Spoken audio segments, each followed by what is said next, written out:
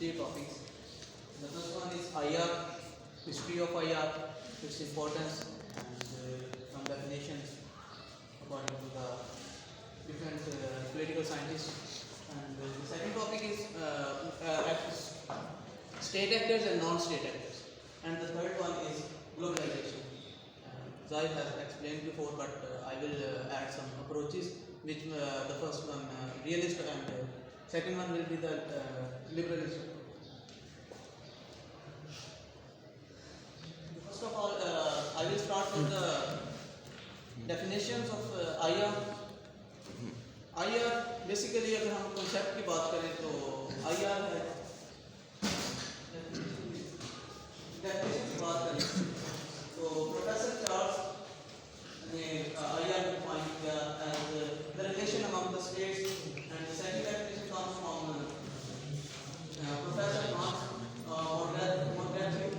He explained it as the international relation is a struggle for power among the states, among the nations or among the states.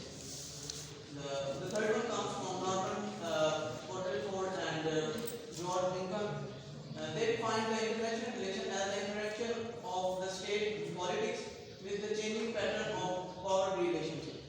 अगर हम इन तीनों को analyse करें और देखें तो इंटरनेशनल रिलेशन जो है वो एक स्टेट के दूसरे स्टेट के साथ रिलेशन को कहते हैं. वो रिलेशन किसी भी फॉर्म में हो सकता है, पॉलिटिकल हो सकता है, रिलेशन हो सकता है, या कोई भी एक स्टेट के सर्टन इंस्टीट्यूशंस या कोई भी ऐसा मैकेनिज्म जो दूसरी स्टेट को इफेक्ट करे, वो हम सब IR में पढ़ते हैं. और बाकी IR में स्टेट की इंटरनेशनल पॉलिसी भी आ जाती हैं, उसकी फॉरेन पॉलिसी भी आ जाती है IR. उसके बाद हम हिस्ट्री की बात करेंगे.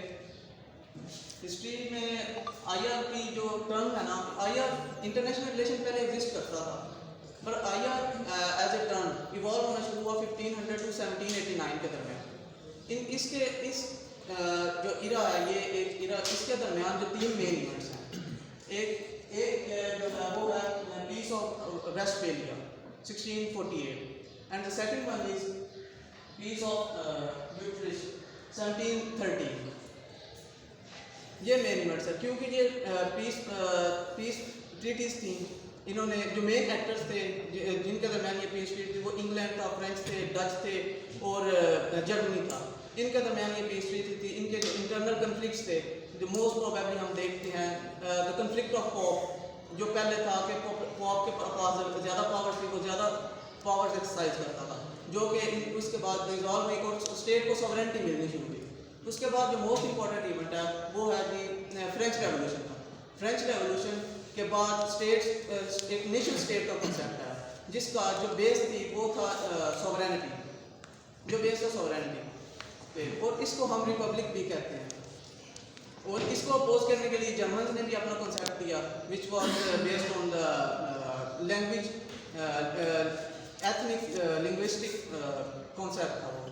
वो ये था कि जो भी नेशन है, जो भी पॉपुलेशन है, जिनकी लैंग्वेज सेम है, वो एक नेशन बनाएंगे.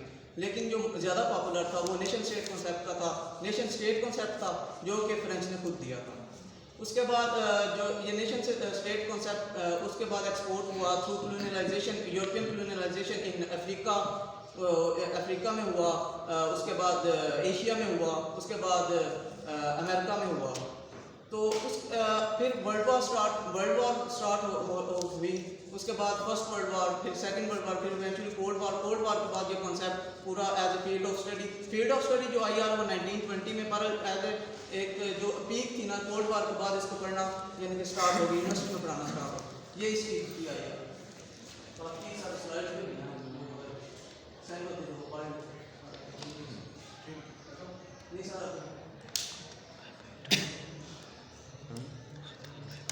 उसके बाद importance of IR as a field of study, क्योंकि वर्ल्ड वॉर के बाद बना. और हम अगर देखें तो ये इसका जो मेन मोटिव था ना बनने का, वो भी यही था कि वर्ल्ड वॉर जो है वो एंड हो, ताकि एक पीसफुल इन्वायरमेंट क्रिएट हो सके, जिसमें स्टेट जो है प्रॉस्पेरिटी की तरफ जा सके और एक पीसफुल वर्ल्ड क्रिएट हो. इसके कुछ इंपॉर्टेंस है, जिसमें प्रिवेंशन ऑफ वर्ल्ड वॉर और help people to identify their interest and the interest of the states. उसके बाद एजुकेट पीपल इस सेंस में है कि वो अपने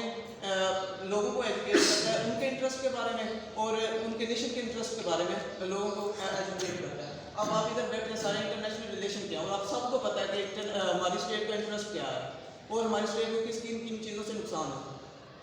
बाकी help to create a war free situation, उसके बाद create a prosperous atmosphere for the third world countries and for others, then we have help states to understand interest better world order and peaceful international system as I have explained before. उसके बाद there is a common question that why do states make why do state interests or establish relations। उसके कई सारे objective हो सकते हैं, जिसमें तीन मैंने लिखे सिक्योरिटी, कोऑर्डिनेशन एंड कॉर्पोरेशन ज़्यादातर। उसके बाद core values, there are some core values of international relations, जिसमें आ जाती है डोमिनेंस, रेसिप्रोसिटी और आइडेंटिटी। डोमिनेंस में एक स्टेट दूसरी स्टेट को डोमिनेट करती है और वो उसके नीचे, यानी कि वो उस पर ऐसे समझ लें कि एक हायरार्किकल ऑर्डर बन जाता है स्टेट्स का। उसके बाद रेसिप्रोसिटी है, रेसिप्रोसिटी में दोनों जो स्टेट्स हैं वो कंप्रोमाइज़ करते हैं, कंप्रोमाइज़ करके आगे चलते हैं, यानी कि वो ये कहते हैं कि हम भी ये कर रहे हैं और आप भी ये करें। उसके बाद ये आइडेंटिटी है, आइडेंटिटी में वो अपने पर्सनल इंटरेस्ट को सेक्रीफाइस कर देते हैं और जो पर्सनल इंटरेस्ट को सेक्रीफाइस करके जो कॉमन इंटरेस्ट होते हैं उनको प्रमोट करते हैं। ठीक है, इसके कुछ एडवांटेज और डिसएडवांटेज हैं। तो डोमिनेंस की एंड द एडवांटेज इसका है कि ऑर्डर ऑफ स्टेबिलिटी तो आ जाती है, but can cause operation and resentments in among the states, क्योंकि एक ऑर्डर बन जाता है जिसमें फिर वो एक स्टेट स्ट्राइव करती है to taint the position of the other state. उसके बाद रेसिप्रोसिटी के एडवांटेज हैं incentive for the mutual cooperation, and इसका डिसएडवांटेज है डाउनवर्ड स्पाइरल। दो स्टेट्स जो है वो नीचे मूव करना शुरू कर देती हैं, वो उनकी उस लिहाज से प्रॉस्पेरिटी तरक्की नहीं होती जो वो डोमिनेंट फैक्टर के साथ या फिर आइडेंटिटी के साथ कर सकती है। उसके बाद है ये advantage of identity, sacrifice for a group, एक स्टेट अपना इंटरेस्ट दूसरी स्टेट या दूसरे ग्रुप के लिए सैक्रिफाइस करती है। उसके बाद डिसएडवांटेज है इसका डिमोलिशिंग एंड आउटग्रो। इसके बाद कुछ टर्म्स हैं, एक कलेक्टिव गुड प्रॉब्लम सॉल्व करता है, बिजनेस डायलेमा और security dilemma. Collective good problem को अगर देखें तो कोई भी स्टेट एक अलायंस बना के एक कॉमन जो उनका मोटिव है वो हासिल करने की कोशिश करती हैं, पर वो उनकी एक्टिविटीज़ जो उनका पार्टिसिपेशन है उस अलायंस में वो वेरी करती है। एक स्टेट का ये होता है कि मैं पार्टिसिपेट भी कम करूं और मुझे उसमें से जो फ़ायदा वो भी ज़्यादा हो। जैसे क्लाइमेट चेंज की एग्जांपल ले लें आप, कि सारी स्टेट्स को पार्टिसिपेट कर रही हैं वो COP 27 I think so, COP 27 में, लेकिन उनकी contribution towards the climate change वो सेम नहीं है, वो एक जैसी नहीं है, वो वेरी करती है। उसके बाद सिक्योरिटी डायलेमा में एक डिफेंसिव स्ट्रेटजी आ जाती है और एक डिफेंसिव स्ट्रेटजी आ जाती है।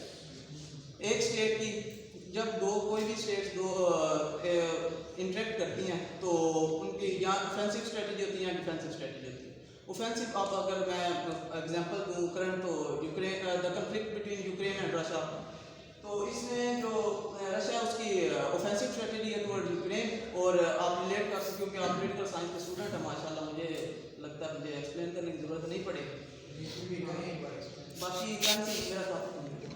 बाकी ऑफेंसिव और डिफेंसिव जो यूक्रेन है वो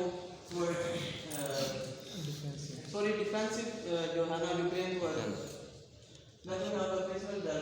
प्रिजनर डायलेमा गेम थ्योरी का एक पार्ट है, और गेम थ्योरी कोई भी आप ब्यूरोक्रेट देख लें, ब्यूरोक्रेट एट नेशनल लेवल और स्टेट्स एट इंटरनेशनल लेवल वो यूज़ करती हैं टू प्रिवेंट देयर इंटरेस्ट और to convey their message you can से।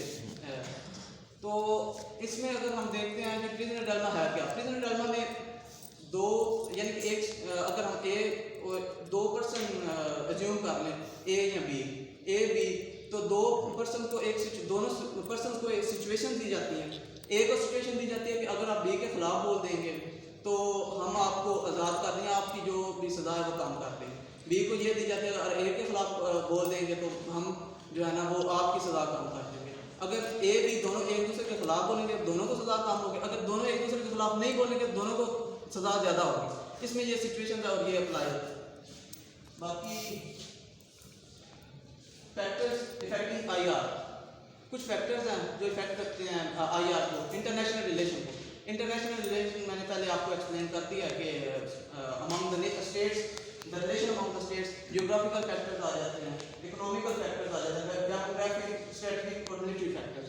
ये सारी चीज़ें देख के एक स्टेट दूसरी स्टेट के साथ अपना रिलेशन डेवलप करती है। बाकी वो कफील ने इसे एक्सप्लेन करना है तो मैं इसलिए बाकी कुछ एक्टर्स हैं, स्टेट एक्टर्स और non state actors. State actors में वो होते हैं जो ऐसे लोग जो गवर्नमेंट के साथ एसोसिएटेड हैं और वो सॉवरेनिटी एक्सरसाइज करते हैं। और नॉन स्टेट एक्टर जो गवर्नमेंट के साथ एसोसिएटेड नहीं है, यानी कि नॉन ऑफिशियल ग्रुप्स हैं, जैसे कि NGO आ जाती है, इसमें इंटरनेशनल ऑर्गेनाइजेशन आ जाती है, मल्टीनेशनल कॉर्पोरेशन आ जाती है इसमें। उसके बाद स्टेट एक्टर्स में आपकी स्टेट या स्टेट के जितने भी मेंबर्स हैं वो इसमें आ जाते हैं। उसके बाद वो एक रियलिस्टिक अप्रोच और लिबरलिस्टिक अप्रोच टुवर्ड ग्लोबलाइजेशन है। रियलिस्टिक अप्रोच में और दो अप्रोचेज हैं डिफरेंट ग्लोबलाइजेशन की, एक रियलिस्टिक और एक लिबरलिस्टिक। लिबरलिस्टिक अप्रोच जो है वो ग्लोबलाइजेशन को प्रमोट करती है और जो रियलिस्टिक अप्रोच है वो ग्लोबलाइजेशन के को अपोज कह सकते हैं आप, इन द सेंस के यानी कि अपोज करती है। अपोज यानी कि वो मानते ही नहीं है इसको, इस चीज़ को। रियलिस्ट अगर हम इसमें दो आ जाते हैं, मॉडल्स आ जाते हैं, एक बिलेट बॉल मॉडल और दूसरा जो कॉम वेब मॉडल। जो कॉम वेब मॉडल है ना वो लिबरलिस्ट ने दिया था और रियलिस्ट ने दिया था बिलेट बॉल मॉडल।